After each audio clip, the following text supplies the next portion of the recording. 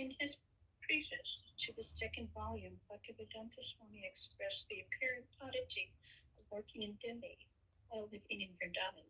The path of fruitive activities, etc., to say the path of earning money, the path of earn money and enjoy life. As it is going on generally appears to have become also a profession, although we have renounced the order of worldly life. They see that we are moving in the cities, in the government offices, banks, and other business places for promoting and promoting the publication of Srimad Bhagavatam. They also see that we are moving the press, paper market, and amongst the bookbinders also away from our residence at Vrindavan. And thus they conclude sometimes mistakenly that we are also doing the same business in the dress of a mendicant.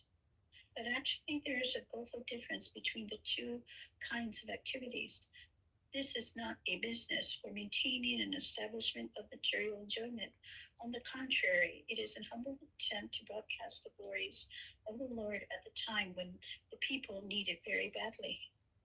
He went on to describe in former days, even 50 years ago, well-to-do members of society had commissioned panditas to print or handwrite the Bhagavatam and then distribute copies amongst the devotees and the general people.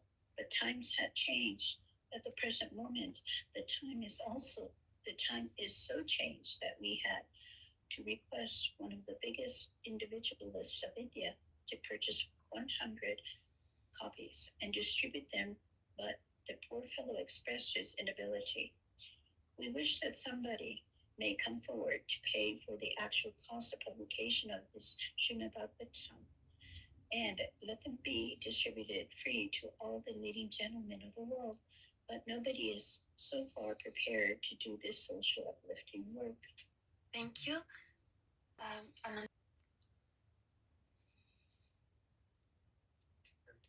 After thanking the Ministry of Education and the Director of Education for distributing copies of instructions and, and libraries, Bhaktivedanta Swami again started his predicament before his reading public.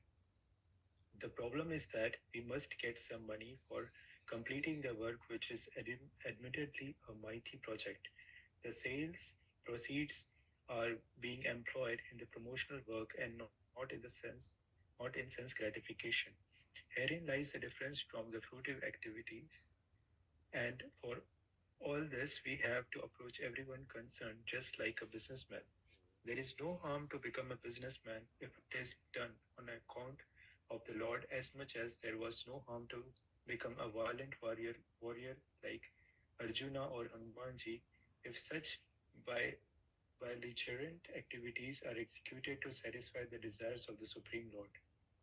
So even though we are not in the Himalayas, even though we talk of business, even though we deal in rupees and paisas, still, simply because we are 100% servants of Lord and are engaged in the service of broadcasting the message of His glories, certainly we shall transcend and get through the invincible impulses of Maya and reach the effulgent kingdom of God to render Him face to face eternal service in full bliss and knowledge.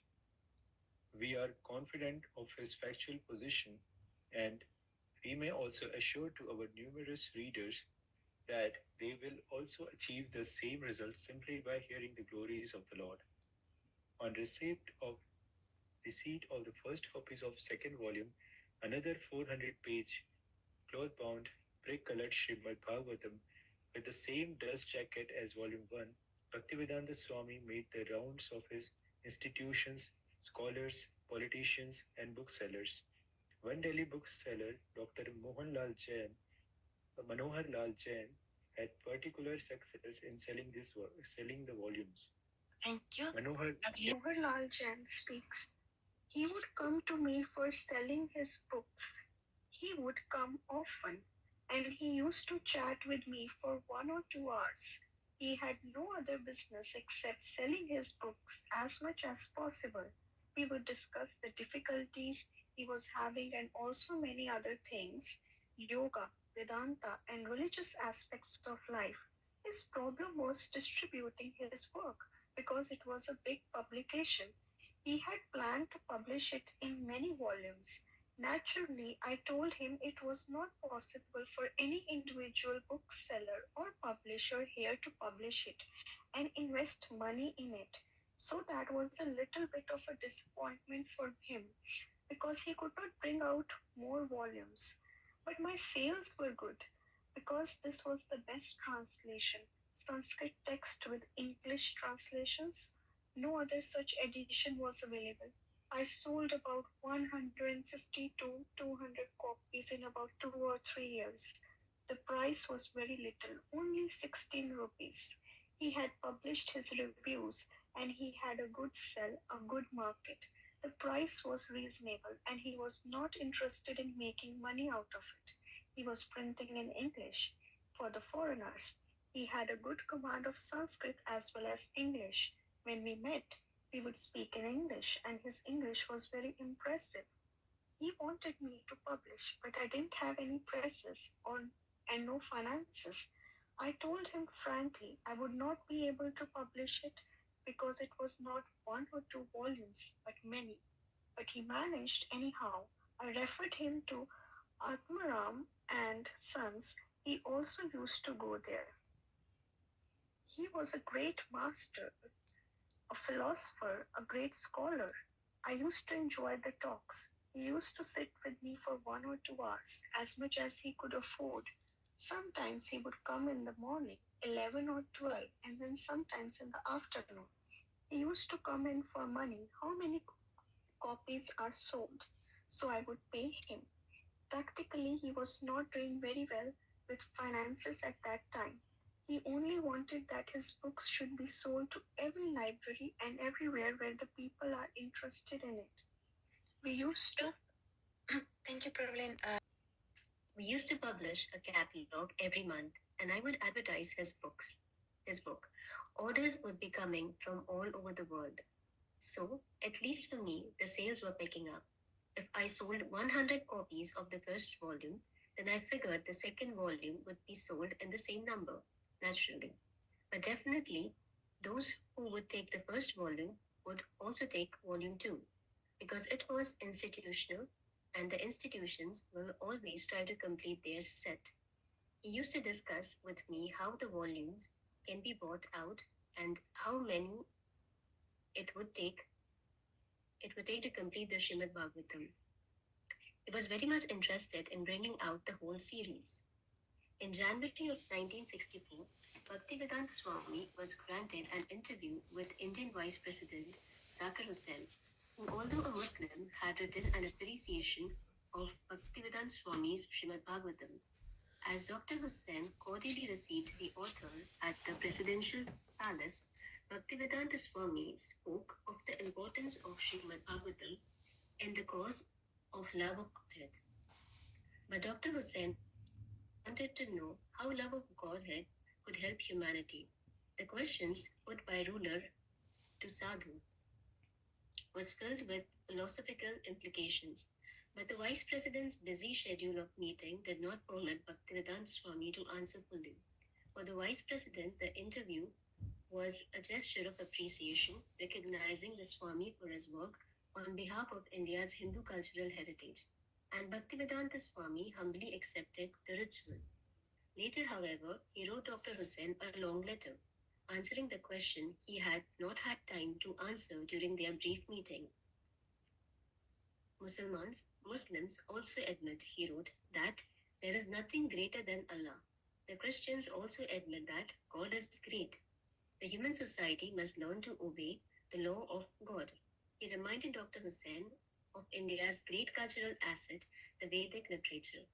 The Indian government could perform the best welfare work for humanity by disseminating Vedic knowledge in a systematic way.